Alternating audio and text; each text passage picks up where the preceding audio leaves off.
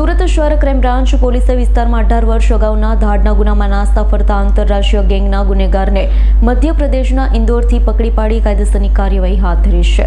મળતી માહિતી પ્રમાણે સુરત શહેરના વિવિધ પોલીસ મથકમાં હત્યા, લૂંટ, ધાડ જેવા ગંભીર ગુનાઓમાં નાસ્તા ફરતા આરોપીઓને પકડી પાડવા પોલીસ કમિશનરે સુરત ક્રાઇમ બ્રાન્ચને સૂચના આપી, જે અનુસંધાને તારીખ 19/3/2025 થી તારીખ 31/3/2025 સુધીમાં નાસ્તા ફરતા આરોપીઓને પકડી પાડવા સ્પેશિયલ ડ્રાઇવનું આયોજન કરવામાં આવ્યું છે। ત્યારે લિંબાયત પોલીસ મથક વિસ્તારમાં વર્ષ 2007માં મધુર જ્વેલર્સ નામની દુકાનમાં 18 જેટલા મધ્યપ્રદેશની ધાર ગેંગના સભ્યોએ ધાડ પાડી હતી। ફરિયાદી તથા તેના ભાગીદારોને માર મારી જ્વેલર્સમાં લૂંટ કરી ભાગી ગયા હતા અંગેની ફરિયાદ દાખલ થતાં લિંબાયત પોલીસે તપાસ હાથ ધરી છે।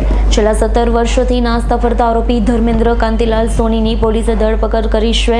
પોલીસે મધ્યપ્રદેશના ઇન્દોરથી ધર્મેન્દ્ર કાંતિલાલ સોનીની ધરપકડ કરી પકડાયેલા આરોપીએ જણાવ્યું હતું વર્ષ 2007માં સાગરીતો સાથે મળી જ્વેલર્સમાં લૂંટ કરી સાથે ત્યાં અન્ય દુકાનદાર આવતા તેને બગાડવા ગંભીર હુમલો કર્યો છે। પકડાયેલા આરોપી વિરુદ્ધ પોલીસ મથકમાં ગુનો નોંધાયેલો છે। આંધ્રપ્રદેશના કલ્લુર પોલીસ મથકમાં 5 જેટલા ગુના નોંધાયેલા છે। આરોપી અગાઉ મહારાષ્ટ્રના નાસિકના 3 ગુનામાં ઉમરગામ, વલસાડ ખાતે ગરફોડ ચોરીમાં પકડાયેલો છે। કેસ હતો લિંબાયતમાં મધુર જ્વેલર્સનો